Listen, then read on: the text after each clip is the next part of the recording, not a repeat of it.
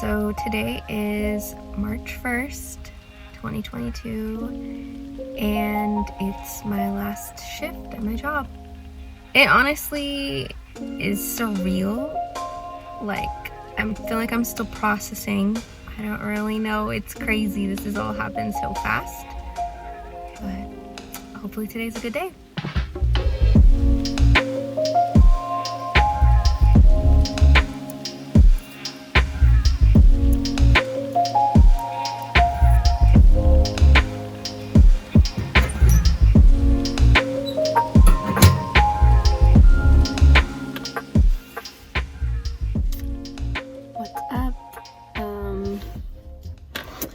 So it's been a week since I have been out of work because today's Wednesday. My last shift was last week Tuesday, so it's been a week, and I don't know, I feel like I'm still processing. I've had a lot going on this week in between. So much has happened, so I feel like I've kind of been distracted because I've had a lot to work on and think about, but I feel like this week is the first week that it's actually beginning to settle, and I just got my last paycheck, so it's reality is setting in, and I don't really know what to think. It's still bittersweet. That's definitely what I was feeling. My last couple of shifts was bittersweet because so much to look forward to, but also I miss my coworkers. I had friends there. I had been there for almost 5 years, and so the comfortability, I was there 3 days a week for the last almost 5 years, so that place was a second home to me in a way, especially during COVID, when we weren't going out, literally it was the only place I got to be with people and interact with people. So yeah, it's just a strange feeling. I don't really know,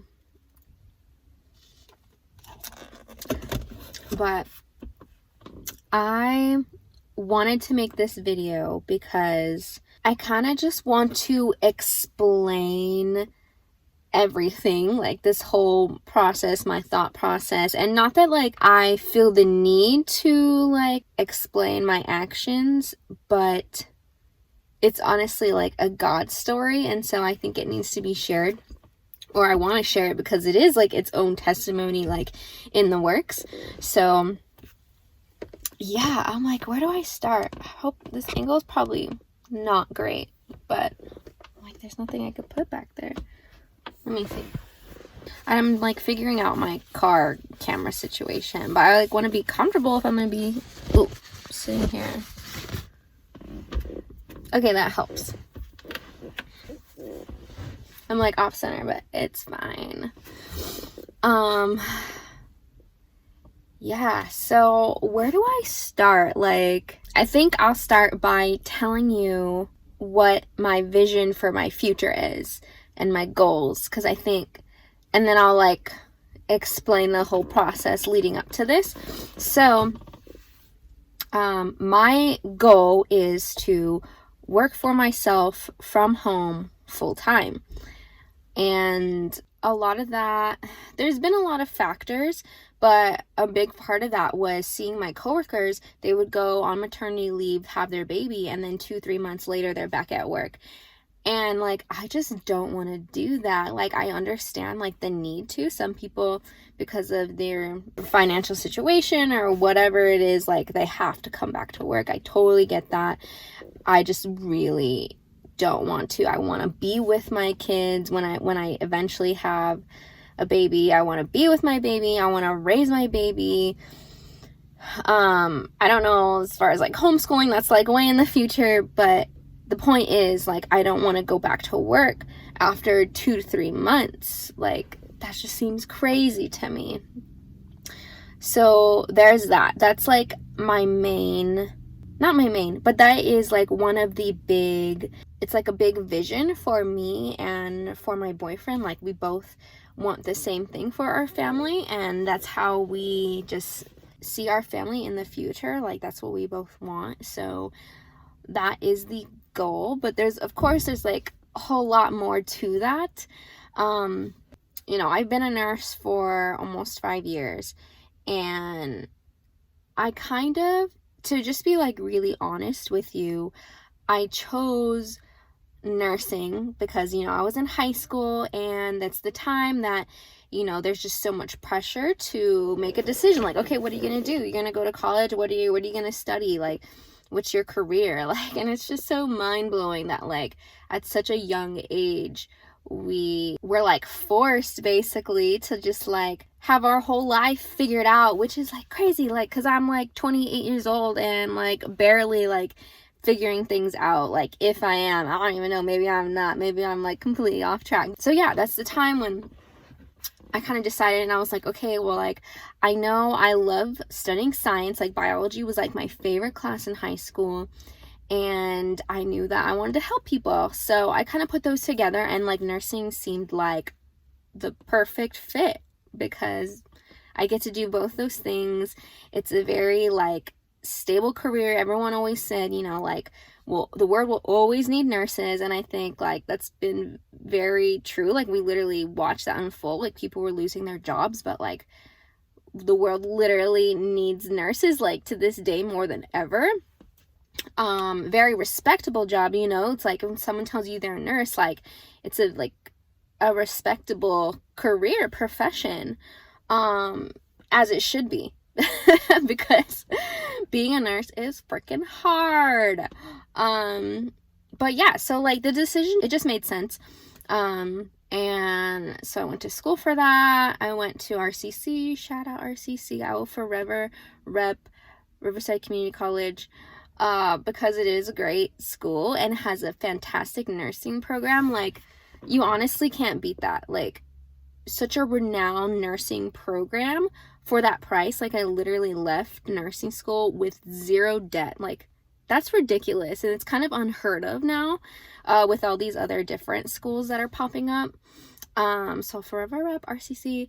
But yeah, so and then after RCC, I went to Cal State Fullerton, got my bachelor's degree. So I was in school for like total of 8 years to get my nursing degree. Like I said, left with zero debt. Honestly, that is like one of God's biggest blessings to me, because not everyone can say that. But super grateful. And coffee break. Yeah, anyway, so like I went into my nursing career just assuming that that's where I was gonna retire. Like, that's where I was gonna be. This is like where God's called me. Like, and I had no real like substance or information to like back that up, that this is like my calling. But like, I just kind of ended up here, and so I ran with it. And I worked on a med surg floor, and can I say I liked it? I don't know if I could say I liked it. I didn't. I think what I did like, if I'm being completely honest, I think what I liked was that it was like a respectable profession. Like, my parents were so proud of me that they could tell people my daughter's a nurse. And even like, during the pandemic and like last year, my mom was hospitalized, and so they got like a closer up look of like what nurses did, and they like bought me a t-shirt about like, healthcare hero, whatever it said. Like, they were really like genuinely proud of me for being a nurse. It's like one of those things that like, I guess you could brag about. I don't know. And everyone knows like nurses make good money, yada yada yada. Honestly, I think I kind of like that. If I'm just being completely real, I liked that I could have, like, literally in the first week, I jumped socioeconomic classes. Crazy, right? So yeah, I think what I also liked was that I had friends. Like, I loved my friend group that I have at work. I still love them. We still keep in touch, still see each other every once in a while, but like, at one point, like, we had a solid friends group, and, you know, it did, like, we all in our own ways, like, got comfortable, and we stayed there longer than we had planned because we had each other. And it's like, when you're comfortable at your job, and like, you probably relate, in whatever job you've had, like, if you get comfortable, it's like, dang, like, I don't want to leave, like, I'm familiar with this place, my friends are here, and we kind of got comfortable, and we stayed longer than we had anticipated. And that's definitely what happened to me.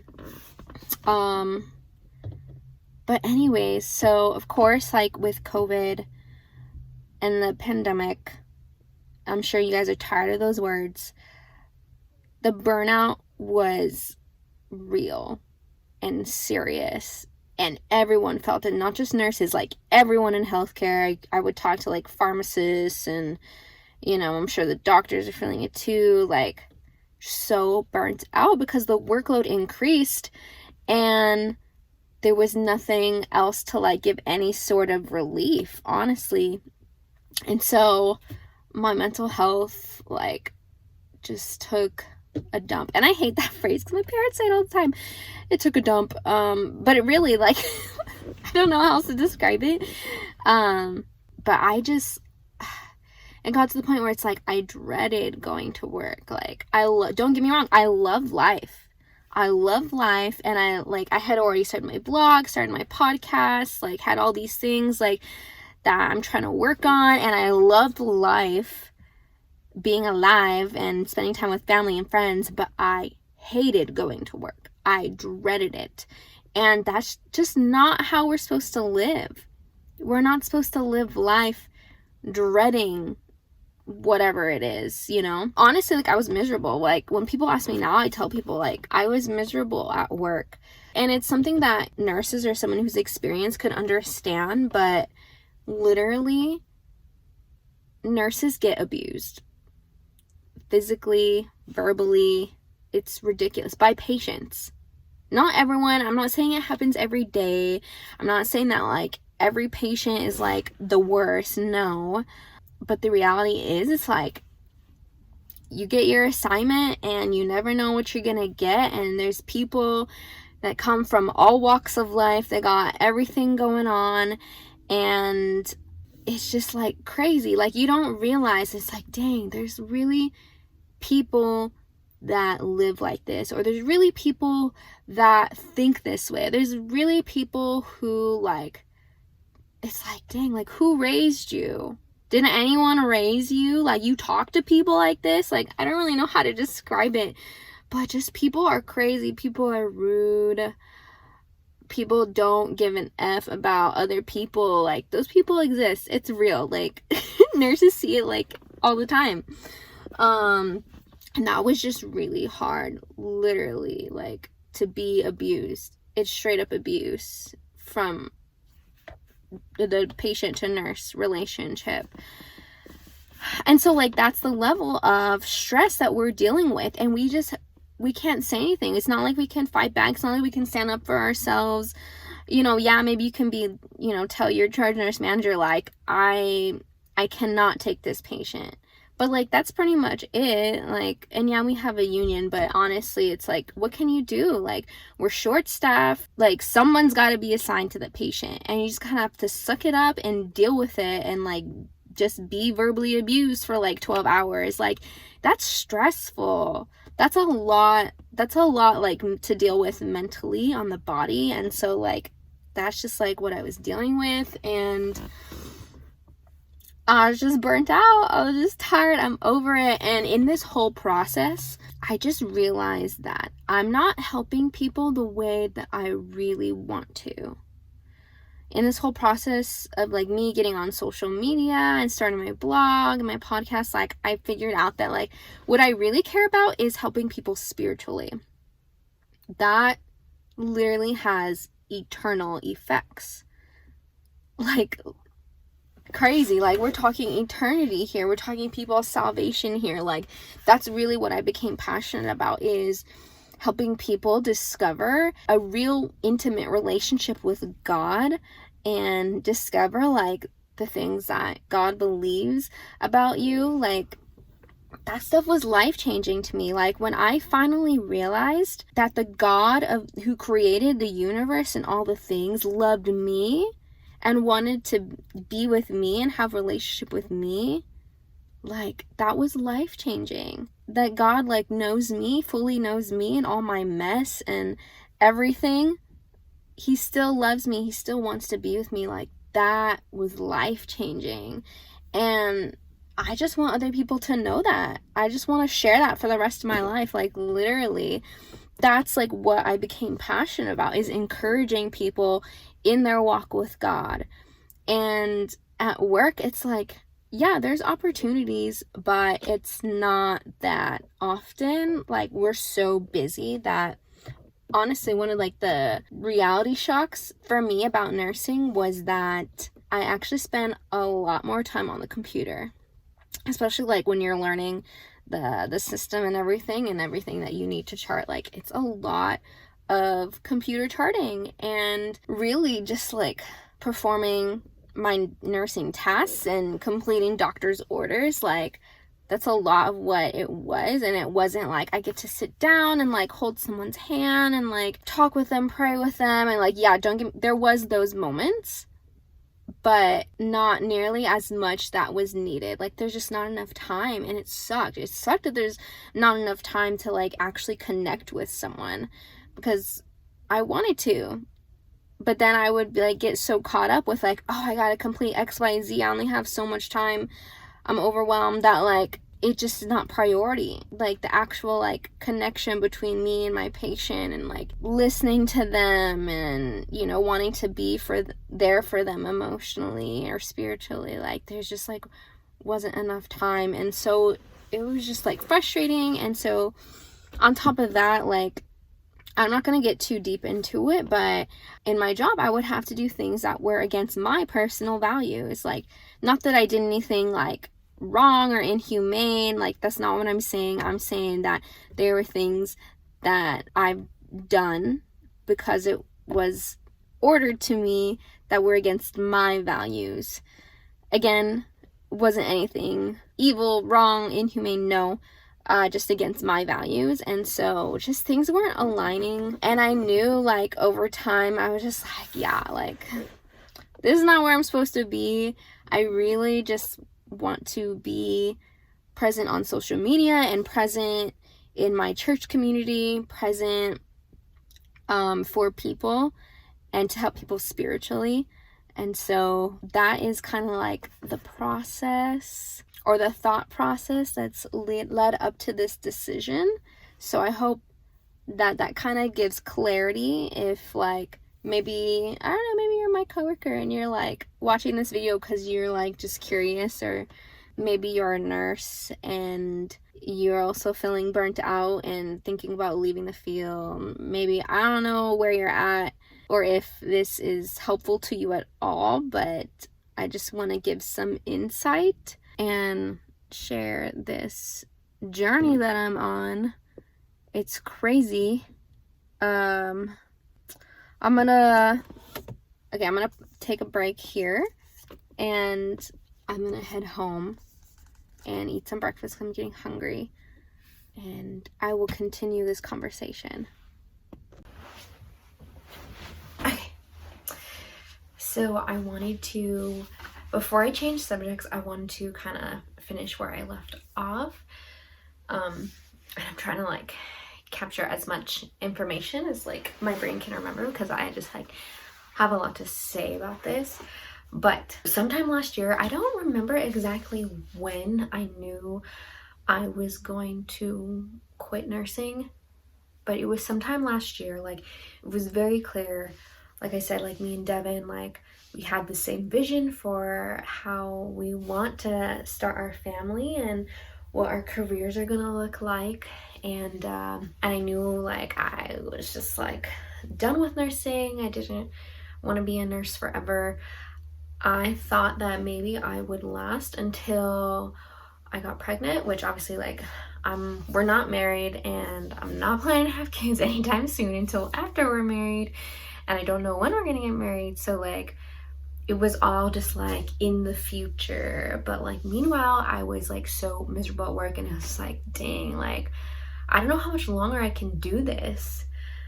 And I was really, really struggling, like every day pretty much. Like I was just like, ugh, I want to quit. Like it was such a huge personal struggle for me. And I would like pray like, okay, God, like tell me when to quit and I'll quit, and make it today and I'll quit today. Like those are my prayers.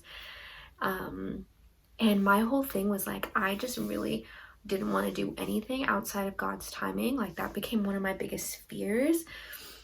I didn't want to attempt to start this journey like on my own, when, you know, if it wasn't the right time, because you know, where God guides, he provides. And so I knew like, okay, if it's God's timing, like he's gonna like make it work, make it all come together. And I just like had this huge fear of like making this decision before it was the right time, or before God wanted me to. So I was just kind of like hanging on.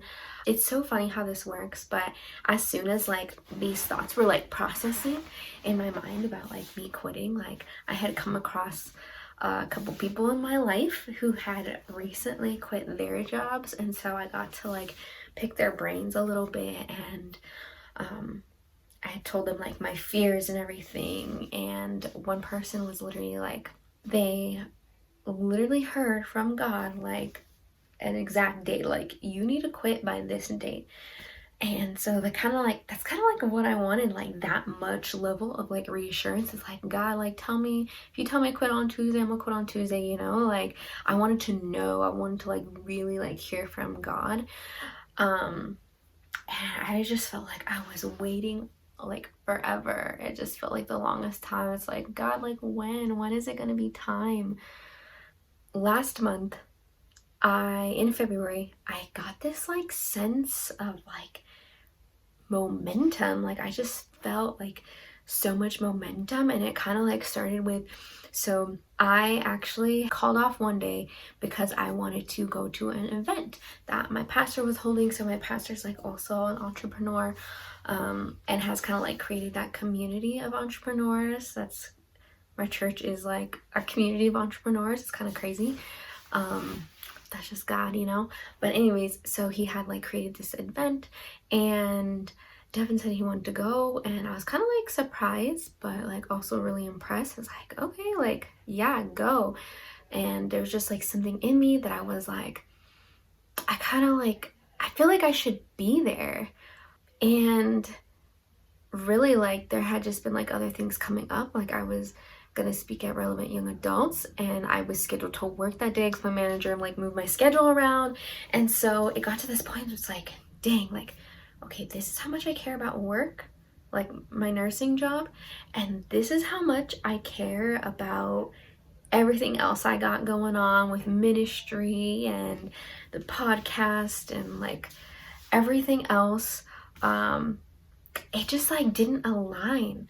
And so anyways, like I ended up calling off because I was like, okay, like this is me showing myself that like I'm committed to this. Like, no, I'm not really committed to my job, but I am committed to like my future and my goals and pursuing full-time ministry and entrepreneurship.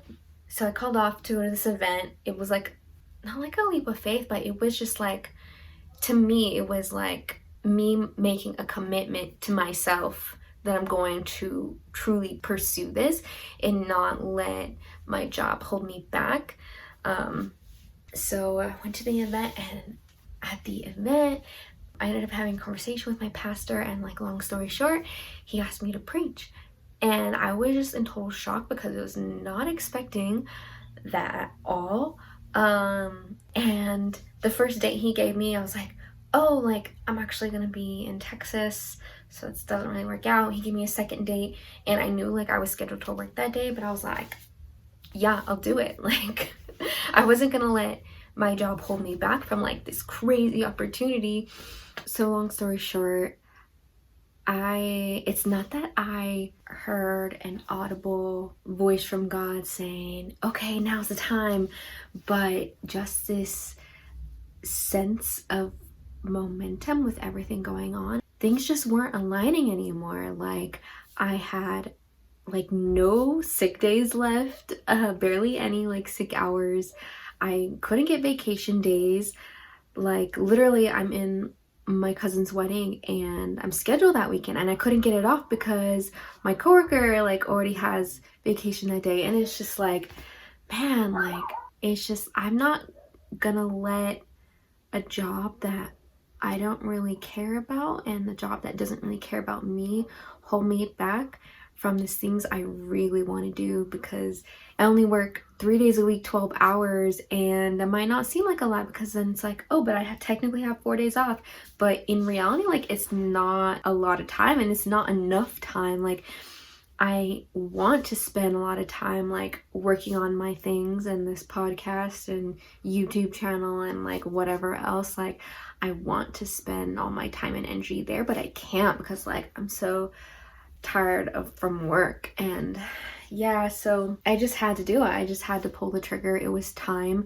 I felt this momentum again. Like, it wasn't like I heard an audible voice from God, but like just so much momentum and energy and things going on and like schedules not aligning that it's like I had to do it. I had to pull the trigger and put in my 2 weeks, and I freaked out.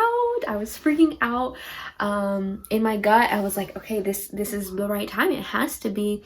And so like I wrote my 2 weeks and I was going to email the letter to my manager, and I was just doing this. I was like, like freaking out, and I cried, and Devon prayed for me, and it was like, again, mixed feelings of like relief and also excitement. It's like, dang, like I've been waiting for this moment and it's finally here. Like, I've been praying for this day that I get to quit my job and it's finally here. So it's been exciting. But yeah, like I said, still processing. So I'm finally cleaning out my backpack. These are just a few things that I don't know if I'm gonna keep or not. I don't know. I'm just getting sentimental. That's baby Rachel. That's my badge. Stethoscope. One of the secretaries made this, so this is like on my locker for a year. Yeah, I don't know. I might keep this stuff for a little bit because I'm just feeling a little sentimental right now. Okay. This has been so frustrating. I apologize if the last section, I don't know what you want to call it, was like choppy or didn't make sense or didn't feel complete. It's because like my phone, I have literally no storage, and so it stopped recording in so many videos. And like this right now, like this is my third time trying to record it, and Devon's letting me borrow his phone and his like phone stand, so thank you, babe. Anyways, I was going to talk about telling my parents. So I also put off telling my parents because honestly I was scared, but like I kind of already knew what they were going to say and what they would think, and they were upset that it didn't involve them in this decision-making process. But the reason why I didn't is because I already knew like what they're going to say. They were going to try to like convince me to keep my job and all that, and it's exactly what they had to say. They were shocked. Like, my mom literally gasped when I first told them, and then at the like end of my spiel, she just like burst into tears, and she was just processing the emotions. And yeah, I let them like share what they had to say, and you know, of course, they didn't necessarily agree with my decision because yeah, I get it. Like, it doesn't make sense. Like, gas right now is $6 a gallon, and I could really use a job right now, you know? I get it. And, you know, I feel like my parents' generation, they all kind of have like a similar mindset. It's like, you go to college, you get a job, and then you stay at that job and you work towards retirement, you know? And I get it. There's stability in that. You know, you'll have your benefits, you have insurance. It makes sense. It does make sense. And I had all of that. And so to like give that up for right now, I have no income. Like it doesn't make sense. And so I understand their concerns. But I think they don't really understand exactly what I'm trying to do. Even though I've kind of tried to describe it, it's kind of like, well, if you're not like on social media, if you don't like listen to podcasts, like you don't really understand like the potential and the possibilities.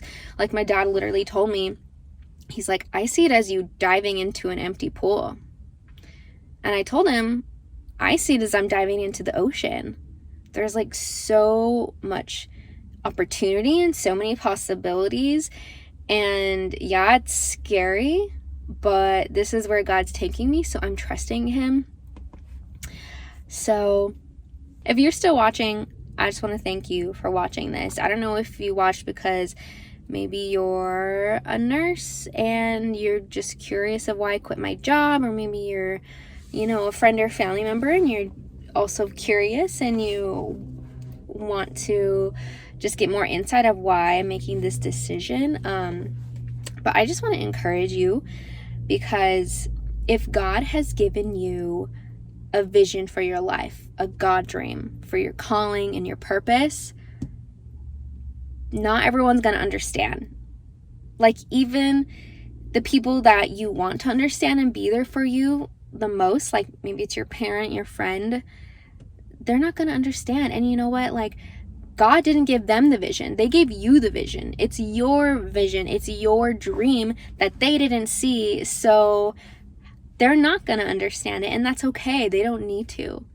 They don't need to. Like, don't let other people's fears and opinions stick to you. Like everything my parents had to tell me, or that one coworker told me, like, I just have to take it with a grain of salt, because they have all these very reasonable fears and anxieties for my life that I just can't afford to take with me. Like, this is a leap of faith, literally, like, leap of faith. I don't want it to turn into, like, a leap of anxiety, you know, or a leap of fear, even though, like, I'm so tempted to go there, because, like, I don't know every step, and I don't know exactly what like my future is going to look like. I just know like what's right in front of me, and I just can't afford to let other people's anxieties and fears take hold on me. They can be worried for me and pray for me all they want, but like I just can't let that consume me. So if you're in the same position, don't let it consume you. Yeah, thanks for listening to my heart. And, you know, when I say like every subscription, comment, share means so much, like now you kind of get a better picture of why it means so much to me, is like this is a new journey that I'm on, and, you know, the support means so much. So, if this was encouraging to you, subscribe, like, comment, share, all the things. I love you and appreciate you, and you can look forward to more content now that I have more time. I'm going to spend more time here with you and encouraging you. That's what I want to do. And so I'll see you soon. All right. I love you. I'll see you next time.